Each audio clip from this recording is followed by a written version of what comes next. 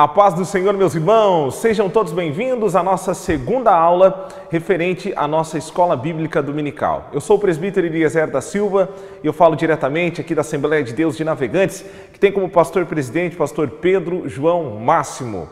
A nossa aula de hoje nós iremos falar sobre sal da terra e luz do mundo. Para iniciarmos a nossa aula, eu quero conversar com você, professor, que sempre tem se dedicado ao ensino da Palavra de Deus.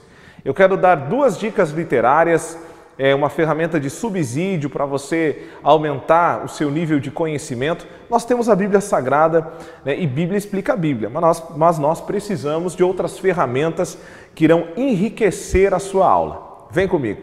Nós hoje indicaremos para você o livro Discípulo Radical, do John Stott. Esse anglicano escreve esse livro.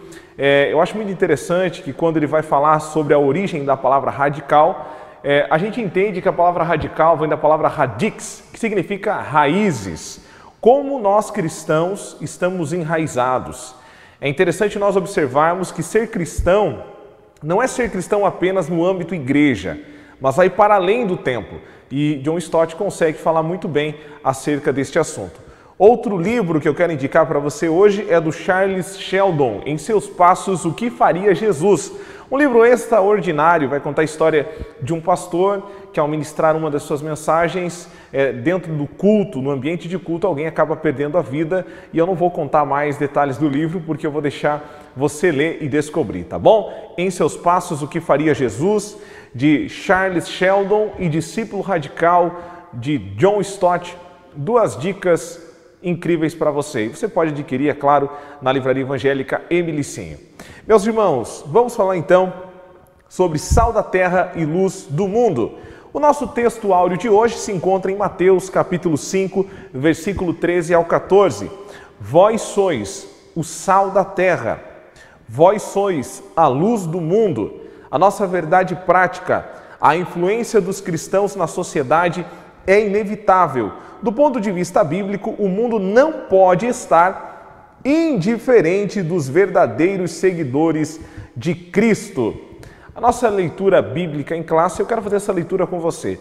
É interessante, na sala de aula, você pode ler o texto todo ele, você apenas, ou como é feito de costume, você lê o primeiro e assim sucessivamente os irmãos vão lendo. Assim você vai fazendo com que todos venham participar da sua aula, deixando a sua aula muito mais dinâmica e muito mais proveitosa. Vós sois o sal da terra, e se o sal for insípido, com que se há de salgar? Para nada mais presta, senão para se lançar fora e ser pisado pelos homens. Versículo 14.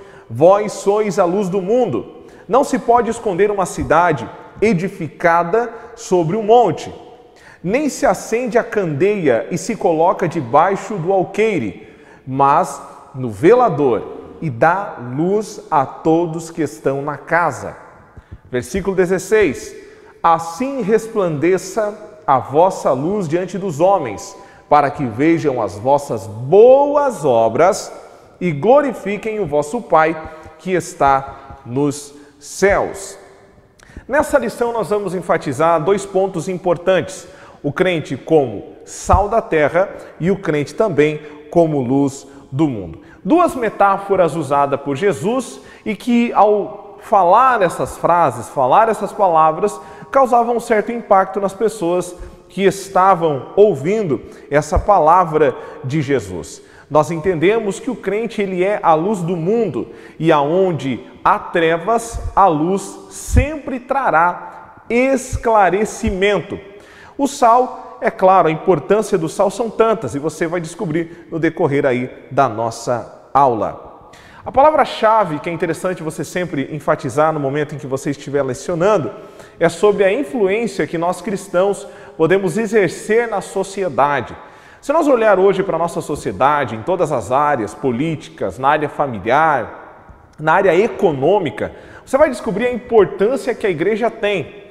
Uma das perguntas que você pode até fazer no início da aula é fazer uma pergunta muito simples para os seus alunos. Se a igreja deixasse de existir hoje na face da terra, que falta faria a igreja?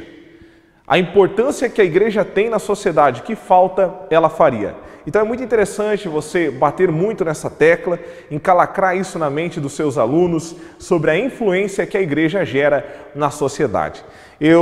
Daqui a pouco eu também quero fazer aqui um comentário muito importante sobre a diferença que existe entre isolamento versus santidade.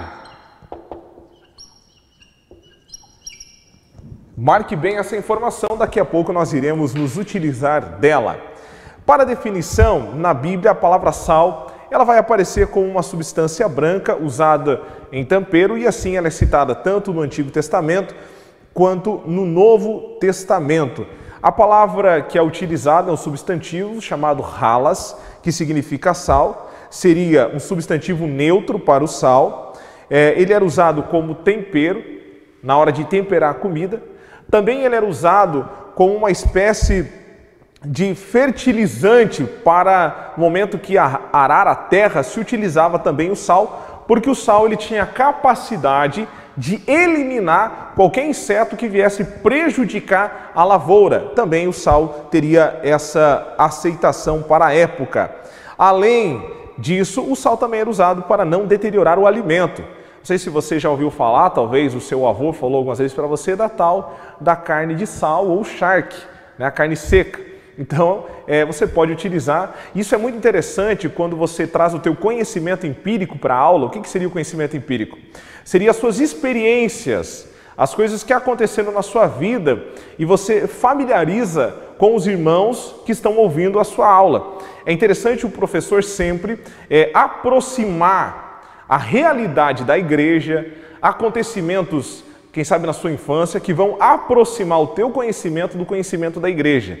A gente entende que todo mundo tem um conhecimento, todo mundo conhece de alguma área, então é importante, na hora que você estiver lecionando, que você consiga aproximar a sua vivência e conseguir conciliar a sua vivência para a sua aula. É interessante também, no momento que você estiver falando sobre o sal, que a sua aplicação seja uma aplicação correta. E é por isso da importância de você descobrir qual era a importância do sal no período neotestamentário e no período veterotestamentário.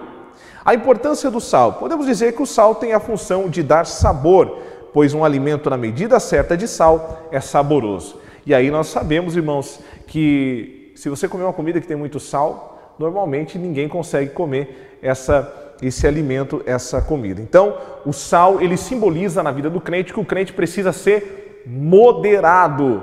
O crente precisa ter um equilíbrio no mundo.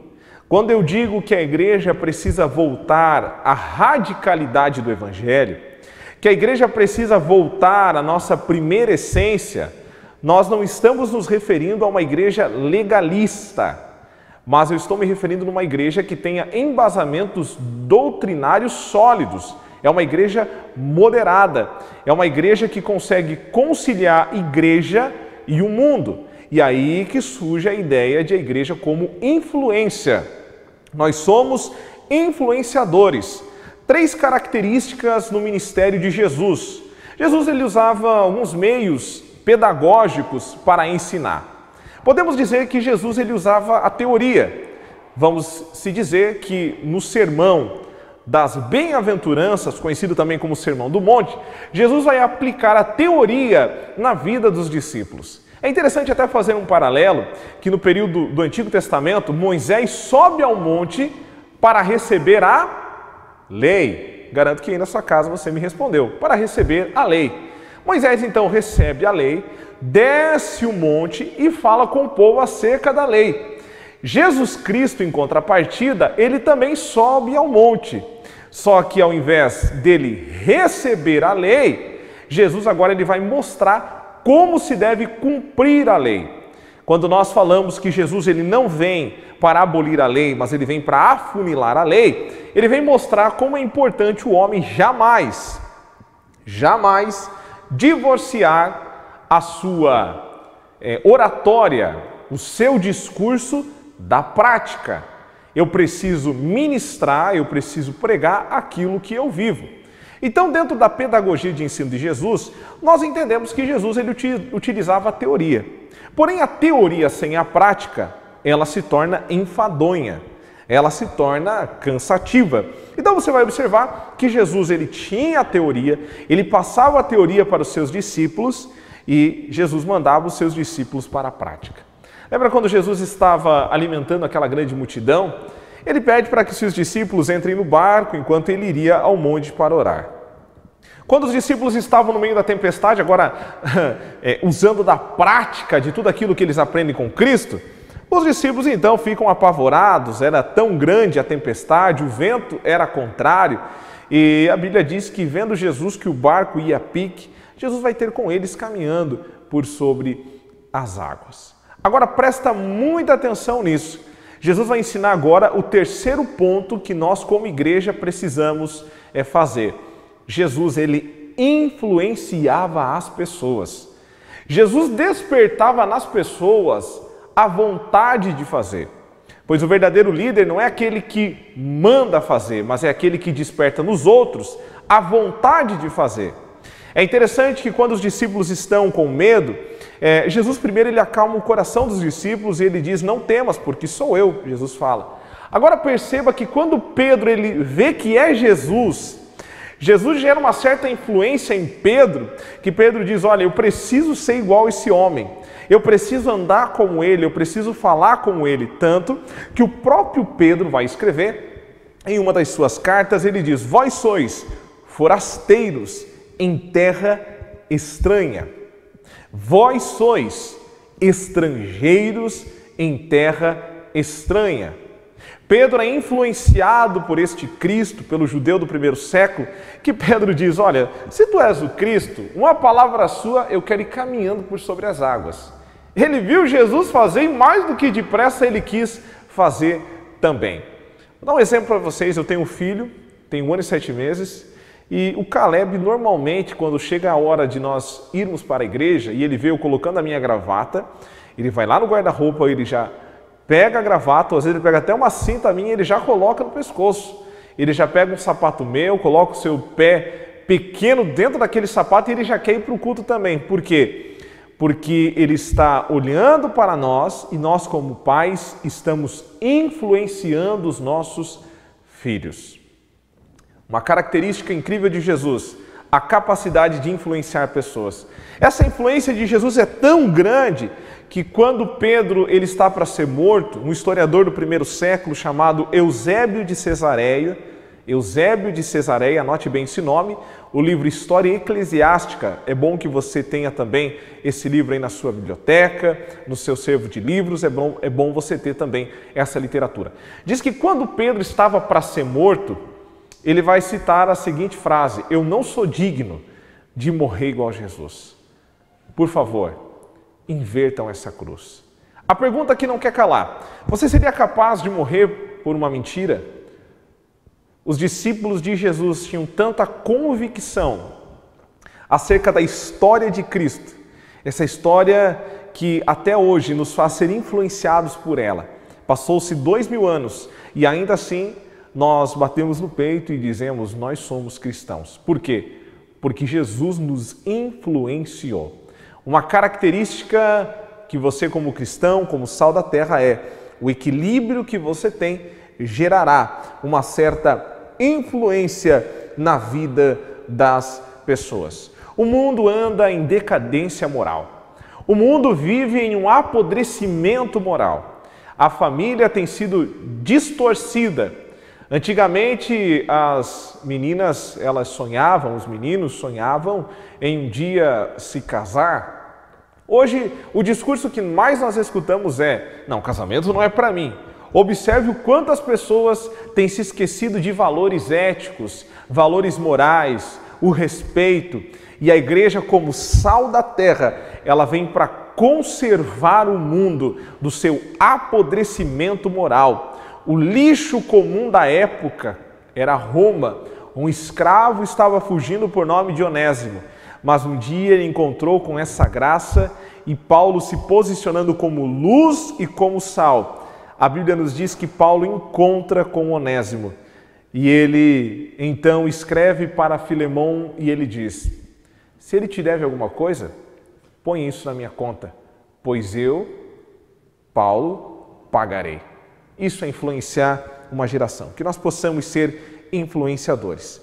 O cristão, como sal, então, ele deve influenciar o mundo que se encontra, então, em um estado de pecaminosidade. Por isso, da importância de nós, como cristãos, não esquecermos da nossa identidade verdadeira na relação que temos com este mundo. Vamos observar também outro exemplo que você pode utilizar na sua aula. O exemplo de Jesus, quando ele completa 12 anos. Jesus está no seu Bar Mitzvah, que é o período de transição de Jesus agora para uma vida outrora mais adulta. Jesus está numa viagem de 3 dias e nós observamos que a família de Jesus não colocou Jesus dentro de uma bolha. Sabe aquele tipo de pai que coloca o filho dentro de uma bolha, que tudo é perigoso, tudo causa medo? Eu observo que Jesus ele conseguia conciliar a sua vida de cristão, ou a sua vida de santidade. Lembra da palavra que eu coloquei aqui no quadro? Isolamento versus santidade. Jesus não tinha uma vida isolada, Jesus tinha uma vida santa. Isolamento é privar o indivíduo do pecado. Isolamento é não deixar o indivíduo ter contato com o pecador. Mas Jesus, ele vivia uma vida de santidade, pois santidade, a pessoa que é separada, a pessoa que é santo, ela pode estar em qualquer meio, que ela não é influenciada pelo meio ao qual ela está inserida. E aí nós podemos citar muitos exemplos de muitas pessoas, de muitos jovens, que você observa que no seu âmbito familiar apenas ele é cristão, adolescentes é assim também. Então, como está a sua vida? Você vive uma vida de isolamento ou você vive uma vida de santidade? Vem comigo. Jesus, então, está naquele momento, naquela festa. De repente chega a hora de voltar. Se você observar na Bíblia Sagrada, de repente os pais de Jesus observam que Jesus não estava com eles. Provavelmente Jesus tinha a hora marcada para chegar. Olha, tal horário, Jesus, você precisa estar conosco. E eles percebem que Jesus não chegou na hora marcada. Então eles vão falar a seguinte expressão, e você pode depois conferir aí na sua Bíblia. Eles vão falar a seguinte expressão. Eles vão falar: voltemos e procuremos. Eles usam o plural, o casal agindo junto. E eles vão falar: voltemos, vamos procurar Jesus, pois ele pode estar entre os familiares e os amigos. Observa que o próprio Cristo não vivia uma vida de isolamento social. Jesus vivia uma vida de santidade, porque a partir do momento que o cristão ele tem uma vida de santidade, não de isolamento social, ele passa a influenciar o mundo e jamais ser influenciado por ele. Amém? Vós sois o sal da terra e luz do mundo. Continuamos a nossa aula, meus irmãos. A luz ilumina o lugar das trevas. No ponto 2, nós teremos, então, 3 subpontos. Nós iremos falar sobre o conceito físico e metafórico da luz, falaremos do cristão como luz e a luz em lugares de trevas. O conceito físico, metafórico para a luz pode ser entendida como uma estrela, a luz pode ser entendida como um reflexo, a lua ou planetas. Ou seja, a luz é tudo aquilo que traz claridade para os seres humanos.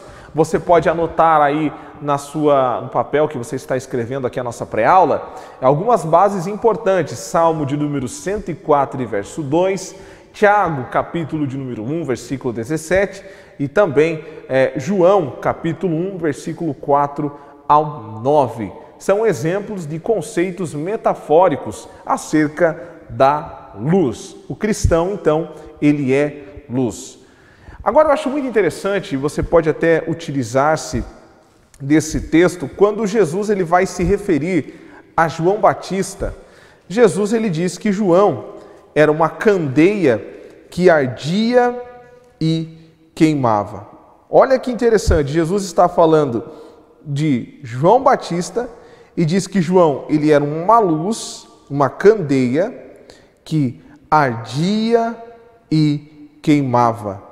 É interessante que as pessoas quando a gente olha para esse exemplo e essa frase citada por Jesus, quando ele fala de João Batista, lá em João, que ele era uma candeia, no capítulo 5, marque bem essa base, capítulo 5, versículo de número 35.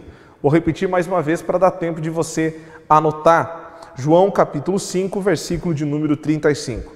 Ele era a candeia fala de luz, que ardia e alumiava. Só vou ficar nesse trecho. Perceba que há uma grande diferença apenas de você ser luz. Agora, tem que causar uma diferença quando a luz chega. Por que tem que causar uma diferença quando a luz chega? Porque as trevas têm que ser dissipadas. E elas só serão dissipadas com o fogo do Evangelho. Perceba que no capítulo de número 5, versículo 35, Jesus falando de João, diz que ele era uma candeia que ardia, que queimava e que iluminava. A aplicação para os nossos dias, você pode utilizar, é que há muitas pessoas que têm muito brilho e pouco fogo, muita luz, mas pouco fogo em suas pregações, em suas palavras, no seu modo de agir. Marque essa base e você pode se utilizar. João capítulo 5, versículo de número 35. Continuamos. O cristão como luz. Outro ponto importante. Nas palavras de Jesus, não há dubiedades. Observe, ele disse, vós deve ser a luz. Ele não te deu a oportunidade de escolha. Ele diz, você como cristão deve ser a luz. Essa é uma das características manifestas de Deus na humanidade. Lembre-se que em Gênesis, capítulo de número 1, quando diz que Deus criou os céus e a terra era sem forma e vazia, e havia trevas, e o Espírito pairava sobre a face do abismo. Observa que em um âmbito de escuridão, onde a terra não tinha forma, era vazia, apenas uma massa sem forma, a luz de Deus, e disse Deus, haja luz. Foi a luz que trouxe claridade e forma para um mundo que estava informe, apenas trevas sobre a face do abismo. Observe que a palavra de Cristo, que é a luz, que precisa estar em nós, se a palavra dele estiver em nós, pode ter certeza que as trevas não irão resistir à luz que existe dentro de vocês. Mas essa luz, ela deve ser para uma única coisa, um único objetivo, a glória de Deus. A luz que existe dentro de você não é para te tornar melhor do que os outros. A luz que tem dentro de você, porque o importante não é o recipiente que está essa luz, mas o que está dentro desse recipiente, e daqui a pouco eu também vou utilizar uma outra base de Paulo para nós falarmos melhor sobre este assunto. A luz em lugares de trevas. Quando ele disse que não pode esconder uma cidade edificada sobre o monte, Jesus referia-se à impossibilidade de esconder o brilho da luz. No reino de Deus, cada crente é uma luz que brilha no mundo. Nós podemos citar muitos homens que fizeram a diferença aonde eles passaram. Se você assistiu um filme, eu até indico para você, e eu já passei algumas vezes pelas cidades que a gente passou, um filme chamado Terra Selvagem, que conta a história de alguns missionários, um missionário que tem por nome de Jim Elliot, ele vai para uma tribo onde o evangelho não tinha chegado. E com alguns missionários, eles entram dentro dessa tribo indígena e eles acabam sendo mortos pelos nativos daquela ilha. E quando eles são mortos, a notícia chega para a família desse missionário, que eles, mesmo sabendo que o chefe do lar, o sacerdote do lar, o pai da casa morreu, eles vão voltar para o mesmo lugar para falar do nome de Jesus. Quando eles chegam naquele lugar, eles se deparam com uma realidade onde tinha doenças, com aqueles índios, e eles começam a aplicar remédios, mas acima de tudo, eles aplicam a luz do Evangelho. Cultura. Isso é interessante, a palavra cultura vem da palavra cultivar. Como que o crente deve reagir dentro da cultura? Esses missionários chegam dentro dessa tribo, né? O filme é Terra Selvagem. E eles se deparam, né, com essa realidade, e uma das crianças, que era filho do missionário que havia morrido, ele, na cultura indígena, ele devia vingar a morte do pai. O tempo passa e ele conhece o homem que matou seu pai. E ele, em conversa com esse nativo, com esse índio dessa tribo, ele fala: você matou meu pai, mas eu te perdoo.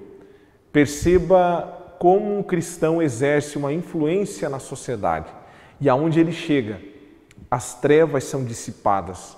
Se roubava, não rouba mais. Se tinha uma vida de pecaminosidade, de vícios, a partir do momento que a luz do Evangelho entra na obscuridade da mente humana, a transformação, porque todo indivíduo que tem um encontro verdadeiro com Cristo, ele não consegue permanecer da mesma forma e da mesma maneira que ele vive. A luz ilumina um ambiente em trevas. Por isso, meu amigo que me escuta, você, professor, Deus lhe dará entendimento e com certeza você contará muitas experiências. Eu tenho uma experiência que eu gosto de utilizar, lembrando quando nós, lá no oeste de Santa Catarina, muitas das vezes dava aqueles ventos fortes, aqueles temporais, e de repente faltava a luz da casa. E a gente ficava com medo, eu e minhas irmãs ficavam com medo. Eu lembro que a minha mãe ia no lugar certo, ela sabia onde estava a vela na casa, ela ia lá, pegava a vela e ela trazia a luz para dentro da casa. E a luz trazia tranquilidade a corações desesperados, a almas abatidas, a pessoas que vivem na escuridão do pecado.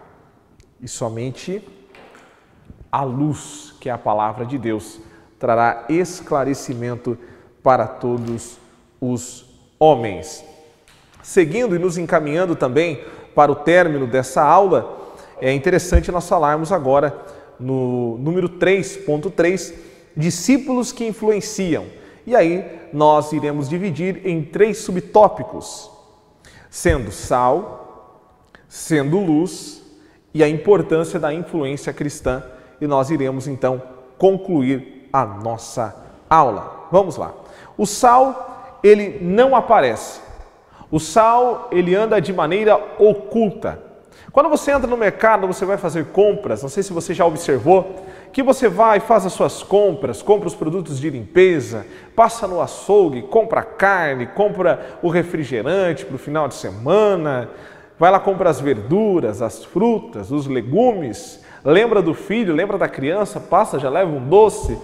Mas quando você vai comprar o sal, você já viu algum momento dentro do mercado dizendo: estamos em falta de sal? Não tem falta de sal. Não tem. E aí você observa que o sal, ele não está. Já viu alguém dizendo promoção do sal? Não existe promoção do sal.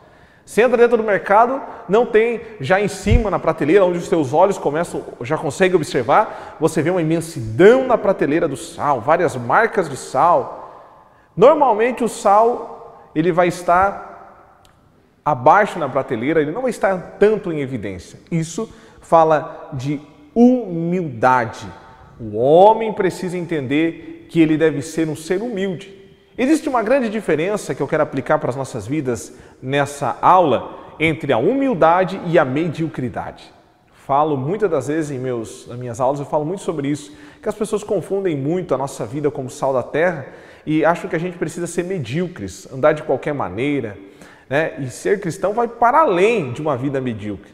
Às vezes a gente se contenta, você que é músico, eu me contento pelo pouco que eu sei. Isso não é humildade, isso é viver uma vida medíocre, uma vida sem desafios, apenas se contentando pelo pouco que já tem. Mas nós, como sal da terra, nós precisamos entender que o nosso chamado para propagar o Evangelho em meio a uma sociedade corrompida é espalhar o sal. Você já observou? Presta muita atenção nessa aplicação. Você vai poder utilizar na tua aula. Eu sempre digo que o Evangelho é como se você estivesse jogando sal para as pessoas, na boca das pessoas. Elas vão sentir uma vontade de tomar água. E Jesus Cristo é a água da vida. Lembre-se que Jesus foi colocado dentro de um coxo onde os animais se alimentavam. O pão vivo que veio do céu foi colocado dentro daquela manjedoura para alimentar o mundo inteiro. O sal provoca sede na vida das pessoas. As pessoas precisam sentir sede pelo Evangelho, mas a tua vida tem que provocar isso. Existia um pai da igreja que falava: pregue, pregue, pregue, se preciso fale. Que a sua vida seja um testemunho, que você seja um evangelho em movimento, que as suas atitudes no bairro que você mora sejam de sal da terra, seja alguém que faça a diferença. Sal, olha a cor do sal, branca. Branco significa pureza, uma igreja pura, uma igreja que tenha comprometimento com Cristo. Por isso que nós devemos entender que quem muda não é a igreja do Senhor, são as pessoas, porque Paulo disse que a igreja do Senhor é uma igreja sem mácula, é uma igreja sem ruga. O que é uma igreja sem ruga? É uma igreja que não envelhece. Sabe por que a igreja não envelhece? Porque o sal tem a capacidade de conservação. É o sal de Deus na tua vida que te conserva, sendo uma pessoa fiel a Deus, uma pessoa com caráter ilibado. É somente o sal de Deus na tua vida. Sendo luz, cristãos como luz, como que nós podemos influenciar as pessoas? Primeiro, como sal, humildade, conservação, pessoas conservadas diante da presença de Deus. Sendo luz, como luz, o cristão deve brilhar na família, na escola, na universidade, no trabalho, em toda a sociedade nós devemos ser luz. E o próprio Jesus, lá em João, capítulo 1, versículo 7, ele nos chama para essa luz. Na carta de Judas, ele diz que nós precisamos arrebatar as pessoas que estão indo para o inferno. Arrebatar e tirar a força. Tem pessoas que estão caminhando a passos largos para o inferno e a igreja precisa tirar essas pessoas da escravidão do pecado, da escuridão do pecado. E como está lá em Salmo de número 119 e verso de número 105, que a luz deve refletir o caminho. E qual é essa luz? É a palavra de Deus, que dá direção para o homem, que ilumina o homem, que faz o homem andar no caminho certo. Vamos abrir lá em 2 Coríntios, capítulo de número 4, versículo de número 7, 2 Coríntios, capítulo 4, versículo de número 7, nos diz: temos, porém, esse tesouro em vasos de barro, para que a excelência do poder seja de Deus e não de nós. Em tudo somos atribulados, mas não angustiados, perplexos, mas não desanimados, perseguidos, mas não desamparados, abatidos, mas não destruídos. Observe que a influência do cristão no mundo é em entender que o mundo está no maligno. 1 João, capítulo 5, versículo 19. O mundo jaz no maligno. O homem por si só ele é mau. Em 2 Coríntios, capítulo 4, versículo de número 4, diz que o Deus deste século, Satanás, tem cegado as pessoas, tem cegado o entendimento dos incrédulos. E ele diz que essa cegueira espiritual é para que resplandeça a luz do Evangelho. Dois problemas que Paulo fala que a luz não penetra na vida do homem. Primeiro, quando o homem age com falsidade. Ele vai falar no capítulo de número 3 que Moisés colocava um véu sobre a sua cara, sobre o seu rosto, porque a glória do Senhor era transitória. E esse véu, as pessoas olhavam e diziam: Moisés está com o véu porque a glória do Senhor resplandece no rosto de Moisés. Só que a glória era transitória e Moisés continuava com o véu. Ele já não tinha a mesma presença, não tinha a mesma glória e ele usava esse véu. Observe que nós, como cristãos, não podemos viver uma vida de falsidade, uma vida de falsidade diante da presença dos homens, e a gente precisa entender que quem conhece o homem por inteiro é Jesus Cristo. Lembra o que ele fala para as igrejas de Apocalipse? Eu conheço as suas obras. Para a igreja de Esmirna, ele fala que a igreja conhecia o Deus do passado, o Deus do presente, o sacrifício de Jesus. Essa igreja conhecia, mas a gente conhece Jesus, mas ele nos conhece muito mais. Ele conhece o homem por inteiro. E então, o primeiro problema é a nossa capacidade de esconder quem realmente nós somos. E aí qual é o segredo para nós sermos pessoas que influenciam uma sociedade, influenciam a nossa pátria como embaixadores da pátria? Eu tenho uma notícia para você. É nós entendermos as nossas fragilidades. Se o primeiro problema é a nossa falsidade, quando deixamos a presença de Deus de lado, o segredo está no tesouro que ainda está dentro de nós. E Paulo nos diz que nós somos, no capítulo de número 4, versículo de número 7, temos, porém, esse tesouro em vasos de barro, para que a excelência do poder seja de Deus e não de nós. O vaso é de barro. Quando eu falo de vaso, eu falo do teu corpo. Você é frágil, você tem defeitos, você vive uma vida de improbabilidades no teu trabalho, na sua casa, mas ainda assim, o que importa é um tesouro que há dentro de você, que é a palavra de Deus. Portanto, eu concluo, como está lá em Gálatas, capítulo 5, versículo 22 e 24, eu concluo que um crente que influencia é um crente que deixa ser plantado com o fruto do Espírito. Não é os frutos, é o fruto é um só. E Paulo chama esse fruto de amor.